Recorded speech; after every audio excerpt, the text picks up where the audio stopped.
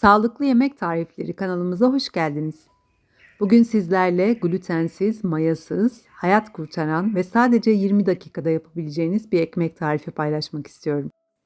Tarife geçmeden önce kanalıma abone olmanızı, yorum yapmanızı ve bundan sonraki tarifleri kaçırmamak için zile tıklamanızı hatırlatmak istiyorum.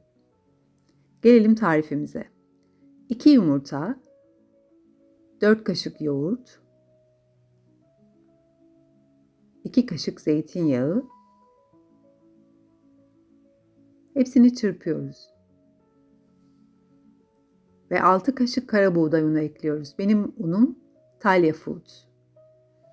Yarım çay kaşığı tuz ve 1 çay kaşığı karbonat ekliyoruz.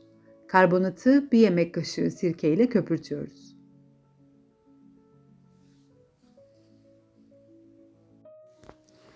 Hepsini ekleyip iyice çırptıktan sonra gördüğünüz gibi sulu bir kıvam oluyor. Tavamız önemli. 20 santimlik yapışmaz bir tava.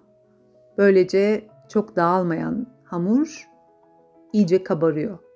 Tavayı güzelce yağlıyoruz ve ben simit tadında olmasını sevdiğim için dibini susamla kaplıyorum. Karışımı onun üzerine döküyorum.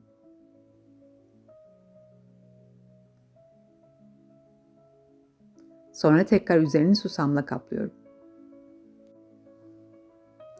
Kapağını kapatıyorum.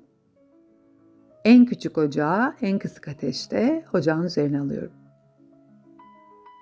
Yaklaşık 15 dakika sonra kapağını açıp kenarından küçük bir tereyağı bırakıyorum ve spatula ile dikkatlice çeviriyorum.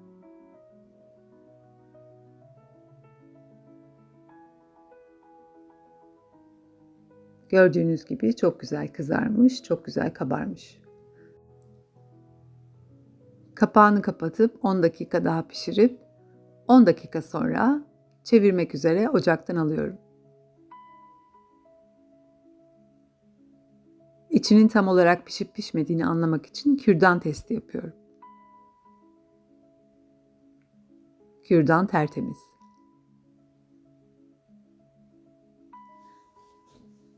Gördüğünüz gibi ekmeğimiz puf puf, yumuşacık. Sabahları bu kokuyu evde duymak gerçekten glutensiz beslenenler, çölyak hastaları, şeker hastaları için büyük bir nimet oluyor. Dilerim tarifimi beğenmişsinizdir. Videoyu sonuna dek izlediğiniz, paylaşıp beğendiğiniz için çok teşekkür ediyorum.